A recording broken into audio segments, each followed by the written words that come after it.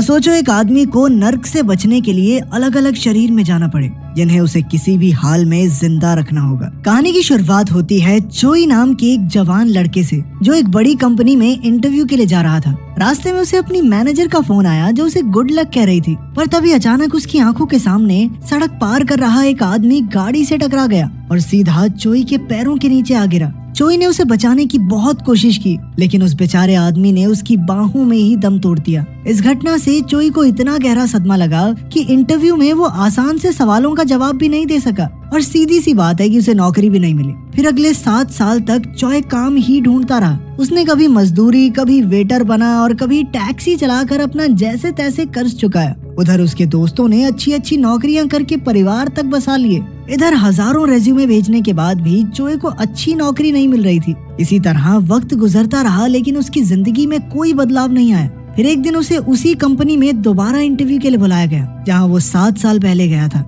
जब मैनेजर ने देखा कि वो इतने साल से लगातार अलग अलग छोटे मोटे काम करके गुजारा कर रहा है, तो वो चोई की लगन से काफी प्रभावित हुआ। ये देखकर एक बार फिर चोई की उम्मीद जाग गई। लेकिन फिर थोड़ी देर बाद ही उसे खबर मिली कि जिस कंपनी में उसने पैसे इन्वेस्ट किए थे वो तो ठप हो गई है और उसका सारा पैसा डूब गया। ये सुनकर वो गुस्से से भर गया और सीधा इन्वेस्टर के घर जाकर गुस्से में उसका दरवाजा तोड़ने लगा। तभी पड़ोसियों ने उस पर पुलिस बुलवा दी। बेचारे चोई की जिंदगी में कुछ भी अच्छा नहीं हो रहा था। अब चोई हताश होकर अपनी मंगेतर जेनी के घर गया तो उसने देखा कि वो किसी दूसरे आदमी की महंगी गाड़ी से उतर रही थी। जब जेनी ने चोई को देखा तो उसने चोई की मदद करने के लिए उसे कुछ पैसे दिए, लेकिन चोई ने उससे नाराज होकर कहा कि वो उसे भूल जाए क्योंकि वो नहीं चाहता कि जेनी अपनी जिंदगी एक नाकाम इंसान के साथ बिताए। फिर जब चोई वापस अपने घर पहुंचा तो उसने देखा कि उसका सारा सामान दरवाजे के बाहर पड़ा था। असल में मकान मालिक ने किराया न देने की वजह से उसे घर से निकाल दिया था। फिर अगली सुबह चोई को उसी कंपनी का मैसेज आया कि वो नौकरी के लिए भी सिलेक्ट नहीं हुआ। इस बात से तो चोई बेचारा पागल ही हो गया और उसे समझ नहीं आ रहा था कि अब क्या करे। वो सीधा उस बिल्डिंग की छत पर पहुंचा और सोचने लगा कि जिस दिन से वो आदमी उसके हाथों में मरा है उसी दिन से उसकी जिंदगी बद से बदतर होती जा रही है। अब चोई के मन में मौत का भी कोई डर नहीं था। उसने एक कदम आगे बढ़ाया और चारों ओर अंधेरा छा गया। होश में आने के बाद चोई ने अपनी आंखों से पट्टी हटाई। उसने देखा कि वो एक एयरप्लेन में बैठा हुआ था। फिर उसने मॉनिटर पर देखा कि ये चेहरा उसका नहीं था बल्कि वो किसी और के शरीर में आ गया था। तभी एक लड़की उसके सामने आई और उसका आखिरी खत पढ़ने लगी। उसने कहा कि चोई अब मर चुका है, लेकिन उसका ये मानना था कि मर जाने से इंसान के हिस्से का दर्द खत्म नहीं हो जाता। इसके बाद वो चोई को एक ऐसी जगह ले गई जहां वो असल में तकलीफ महसूस कर सके। इस वक्त वो दोनों एक ऊंचे टावर पर थे जहां नीचे से दर्दनाक चीखने चिल्लाने की आवाजें आ रही थी। उसने बताया कि वो मौत की देवी है और वो चोई को अपनी मौत का फैसला खुद करने के जुर्म में सजा देने आई है। इसके बाद उसने चोई को नीचे फेंक दिया और वो सीधा वहशी जानवरों से भरे एक दलदल में जा गिरा। चोई ने चीखते हुए इन राक्षसों का सामना किया और अचानक से वो वापस एयरप्लेन के कैबिन में पहुंच गया। फिर मौत की देवी हेल ने कहा कि अब सजा के तौर पर उसे 12 लोगों के जिस्म में जाकर 12 बार मरना होगा। अगर वो नर्क से बचना चाहता है तो उसे इन 12 मौकों में से किसी एक में जिंदा बचने की कोशिश करनी होगी। इससे पहले कि चोई कुछ कहता हेल गायब हो गई। तभी अचानक प्लेन का इंजन बुरी तरह हिलने लगा तो चोई ने डर के मारे लाइफ जैकेट पहन ली, जबकि फ्लाइट अटेंडेंट ने उसे समझाया कि ये सिर्फ टर्बुलेंस है। खैर जल्द ही सब कुछ ठीक हो गया। चोई प्लेन में घूमा तो उसे इतनी महंगी चीजें देखकर काफी हैरानी हुई। तभी अचानक एक चमकती हुई चीज उसके सामने आई जो उस शख्स की यादों और काबिलियत से भरी हुई थी जिसके जिस्म में वो अब जी रहा है। तब चोई को पता चला कि जिस कंपनी में वो इतने सालों से नौकरी करना चाहता था अब वो उसी कंपनी के मालिक के दूसरे बेटे के शरीर में है। उसने सोचा अब तो वो अपनी जिंदगी इस दौलत के साथ आराम से गुजार सकता है, इसीलिए उसने ऐसे ही जीने का फैसला किया। लेकिन तभी अचानक प्लेन का इंजन फट गया।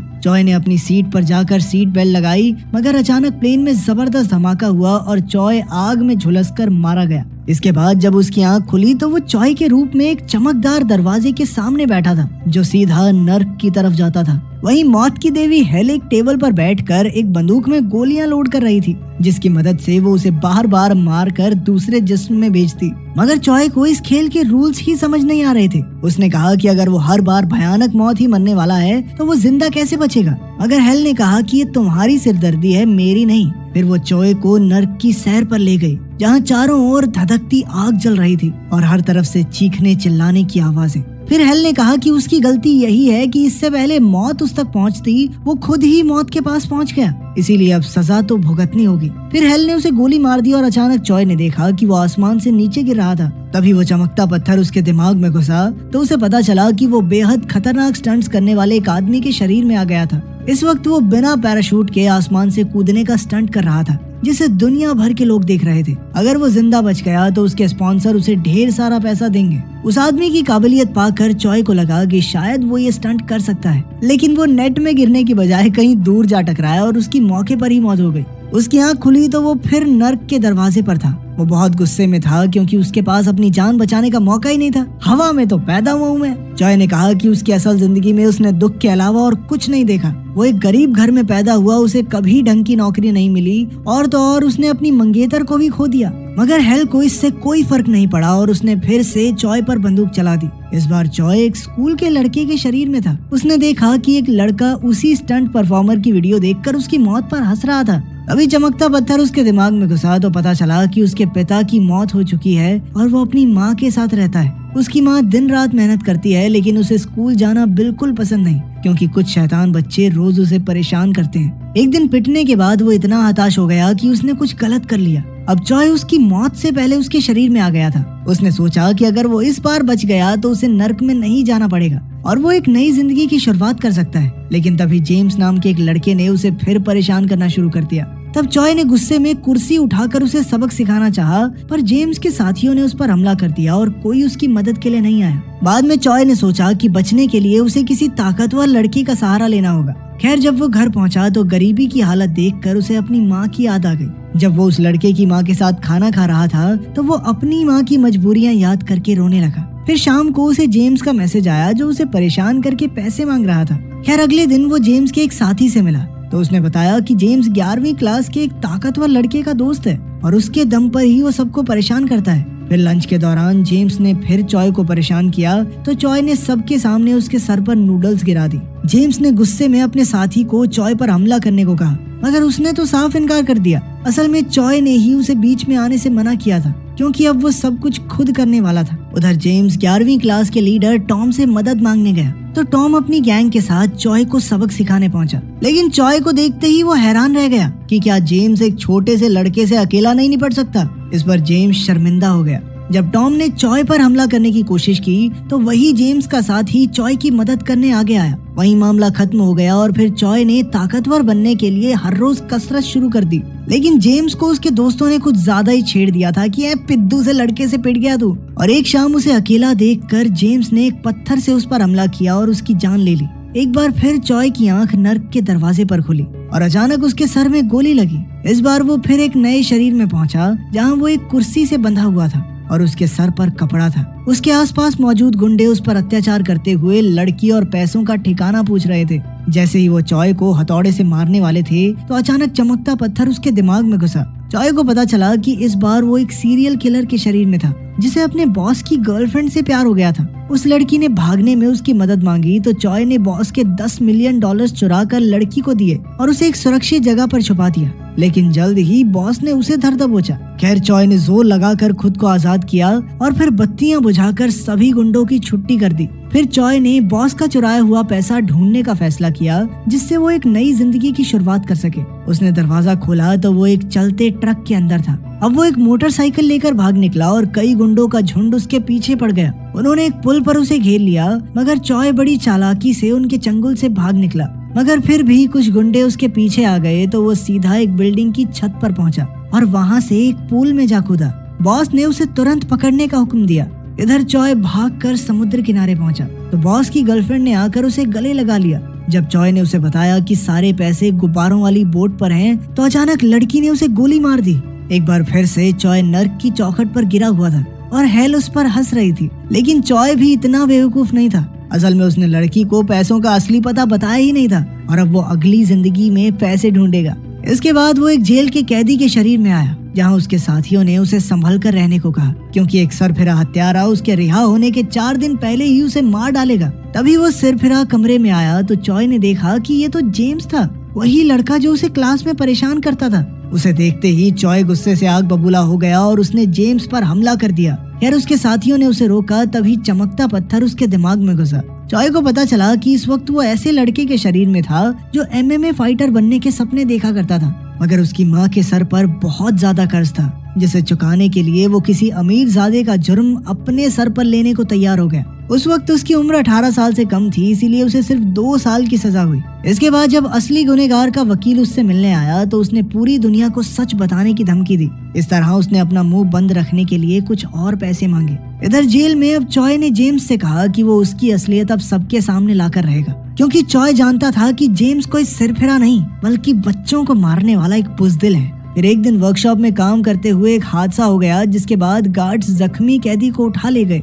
इधर कुछ गुंडों ने चॉय को घेर लिया और अचानक उस पर जानलेवा हमला कर दिया, मगर चॉय भी इस वक्त एक MMA फाइटर के शरीर में था और उसने एक एक गुंडे को अच्छा सबक सिखाया। फिर रात को वो जेम्स के पास पहुंचा और उसे सजा देने के लिए उसने मरे हुए लोगों की आत्मा अपने शरीर में लाने का नाटक किया। अब जेम्स ने स्कूल में जिस लड़के की हत्या की थी वो चॉय के शरीर में उसके सामने खड़ा था। उसने कहा कि वो जेम्स का पीछा कभी नहीं छोड़ेगा। ये सुनते ही जेम्स को डर के मारे दौरे पड़ने लगे। आखिरकार चॉय की रिहाई का दिन आ गया और चॉय की मुलाकात असली गुनहगार के वकील से हुई। वकील ने उसे और पैसे देने की कोशिश की, मगर चॉय ने इनकार करके कहा कि अब वो अपनी जिंदगी खुद बनाएगा। इसके बाद वो उसी समुद्र किनारे पहुंचा और उसने वही $10 मिलियन ढूंढ निकाले जो उसने अपनी पिछली जिंदगी में छुपाए थे। वो पैसे लेकर अपने घर पहुंचा और आगे की जिंदगी के बारे में सोचने लगा। खैर रात को उसे अपनी माँ का सपना आया और वो रोते रोते जाग उठा। फिर उसे MMA फाइटर की माँ का फोन आया और उसने उनसे मिलने का वादा किया। उसने पैसे आधे आधे करके 2 बैग्स में भरे,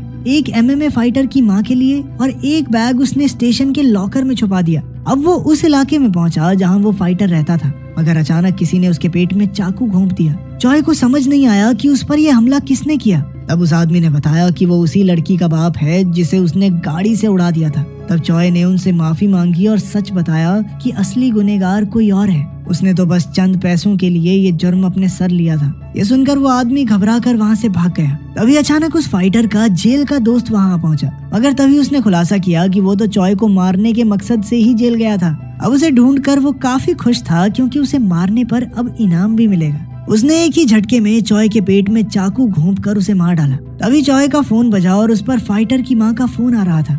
अब एक बार फिर वो हेल के सामने आ गया, मगर वो अपनी माँ को याद करके रोने लगा। हेल ने कहा कि वो इस बार भी नाकामयाब रहा, मगर चॉय ने कहा कि वो अगले शरीर में जाना चाहता है। हेल ने उस पर बंदूक चला दी और अब वो एक जवान लड़के के शरीर में था। वो ट्रेन स्टेशन से थोड़ी ही दूर था और दौड़कर स्टोरेज रूम में गया और तुरंत पैसों का बैग निकाल लिया। तभी अचानक उसकी नजर एक पोस्टर पर पड़ी और चमकता पत्थर उसकी बुद्धि में घुस गया। उसे समझ आया कि अब वो एक मॉडल के शरीर में आ गया था। खैर फिर चॉय घर पहुंचा तो वहाँ की शानो शौकत देखकर हैरान रह गया। तब उसके दोस्त का फोन आया जो उसे पार्टी के लिए बुला रहा था। पार्टी में जाकर चॉय को एहसास हुआ कि उसे बहुत जल्दी शराब का नशा हो जाता है। तभी उसी कंपनी का CEO वहाँ आ गया जिस कंपनी में वो चॉय बनकर इतने सालों से नौकरी पाने की कोशिश कर रहा था। चॉय ने उनसे बातचीत करने की कोशिश की, मगर जल्द ही वो नशे से बेहोश हो गया। अगली सुबह उसके बड़े भाई ने उसे उठाया तो उसकी आंख खुली। तब पता चला कि वो दोनों मिलकर एक कैफे चलाते हैं और आज उसके भाई के जाने के बाद उसे ही सारा काम संभालना था। आज वो वेटर का काम कर रहा था कि उसी वक्त जेनी उस कैफे में आई।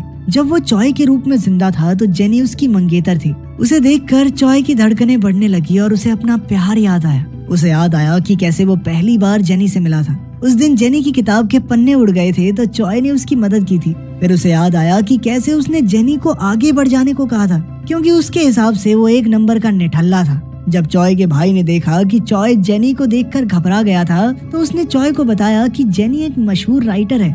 चॉय ने तुरंत गूगल पर देखा कि जेनी के नॉवल को हाल ही में पुरस्कार मिला था। ये नॉवल उसके एक प्रेमी की कहानी के ऊपर था। चॉय ने तुरंत वो किताब ढूंढकर पढ़ी तो उसे समझ आया कि जेनी ने ये किताब चॉय और उसके साथ बिताए हसीन पलों के बारे में लिखी थी। चॉय ने उसे कहा कि वो उसे मरते दम तक प्यार करेगा और कभी छोड़कर नहीं जाएगा। फिर जब वो कैफे में था तो उसे याद आया कि उसने जेनी की किताब पूरी होने पर उसे एक फाउंटेन पेन देने का वादा किया था। फिर चॉय ने शाम को ही पेन खरीदा और उसे जेनी के नाम लिखवाया, मगर उसने जेनी को वो पेन दिया नहीं।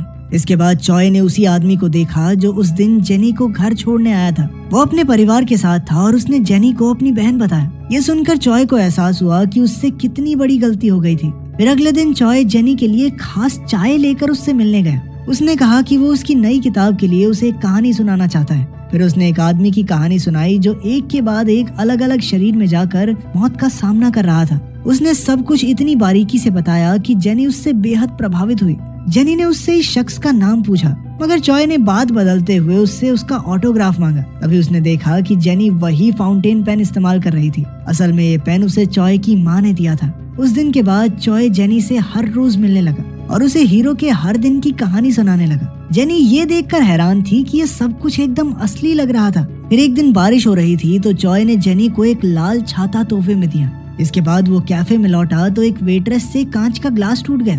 तब चॉय ने कांच साफ करने में उसकी मदद की तो उसके हाथ में चोट लग गई। तभी अचानक दूर से पुलिस सायरन्स की आवाज सुनाई दी और रेस्टोरेंट में मौजूद लोग बाहर हुए हादसे की बात करने लगे। चॉय उसी पल बाहर दौड़ा और वहाँ लाल छाता टूटा देखकर उसका दिल टूट गया। उसे लगा कि हादसे में जेनी को कुछ हो गया, मगर जेनी तो सही सलामत उस पार खड़ी थी। चॉय की हालत देखकर वो उसके पास आई और उसके हाथ पर मरहम पट्टी की। उसे एहसास हुआ कि चॉय को लगा कि उसका कोई करीबी हादसे में चला गया। जेनी ये सब समझ सकती थी क्योंकि चॉय की मौत के बाद उसका भी यही हाल हुआ था। अब जेनी ने जाते समय कहा कि वो फिर से उससे नहीं मिलेगी क्योंकि उसकी कहानी उसे उसके प्रेमी की याद दिलाती है। कुछ देर बाद वो चॉय की कब्र पर गई और उसकी तस्वीर के सामने उसे याद करके रोने लगी। इधर चॉय दूर से ही उसे देख रहा था। उसके जाने के बाद वो खुद वहाँ गया और उसे अपनी असली माँ दिखाई दी। जब उसने उन्हें रोते हुए देखा तो वो खुद भी बाहर आकर फूट फूट कर रोने लगा और उनसे माफी की भीख मांगने लगा। बाद में उसने अपनी माँ को चॉय का दोस्त बनकर एक खत लिखा और उसे पैसों से भरे बैग में रखकर अपनी माँ के घर छोड़ा। फिर अगले दिन वो जेनी से मिला तो उसे आगे की कहानी सुनाई। उसे सुनकर जेनी बेहद खुश थी और फिर चॉय उसे घर छोड़ने गया। रास्ते में जेनी ने कहा कि वो दुआ करेगी कि हीरो की कहानी का अंत अच्छा हो। तब उसे याद आया कि जब चॉय वेटर हुआ करता था तो जेनी ने उसे अपने दोस्तों से मिलवाया था। उसे फर्क नहीं पड़ता था कि चॉय एक वेटर है क्योंकि उसकी नजरों में चॉय की मेहनत सबसे बढ़कर थी। लेकिन चॉय तो यही सोचता रहा कि जेनी उसकी मौत से उभर जाएगी। खैर अब चॉय को अपनी गलती का एहसास हुआ और उसने जेनी से तहे दिल से जाकर माफी मांगी। उसने कहा कि उसने हमेशा जेनी से ही प्यार किया है। फिर उसने जेनी को सब कुछ सच बता दिया कि वही असली चॉय है और उसके साथ जो कुछ भी हुआ वो एक कहानी नहीं बल्कि सच है। उसने वादा किया कि अब वो जेनी को छोड़कर कहीं नहीं जाने वाला। लेकिन तभी अचानक एक गाड़ी उसके सामने आ खड़ी हुई। उसमें उसी कंपनी का मालिक था जिसमें चॉय ने इंटरव्यू दिया था और तब चॉय को एहसास हुआ कि जितनी बार भी वो अलग अलग शरीर में आया वो इस आदमी से किसी न किसी रूप में जरूर मिलता है। जब एयरप्लेन हादसा हुआ तो शायद उसमें इस आदमी का हाथ था। इस बार उसने जेनी पर गाड़ी चढ़ा दी और फिर चॉय को भी बेरहमी से मार डाला। कुछ ही समय में पुलिस ने वहाँ हुए हादसे के सारे सबूत मिटा दिए और इधर चॉय की आंख खुली तो वो फिर से नर्क के दरवाजे पर था। वो समझ गया कि हर बार उसके जिंदा ना बचने के पीछे उसी गाड़ी वाले आदमी का हाथ था। उसने गुस्से में आकर उसकी जान लेने की कसम खाई और फिर दौड़कर मौत की देवी हेल पर भी गोली चला दी। इसी के साथ ये कहानी खत्म होती है।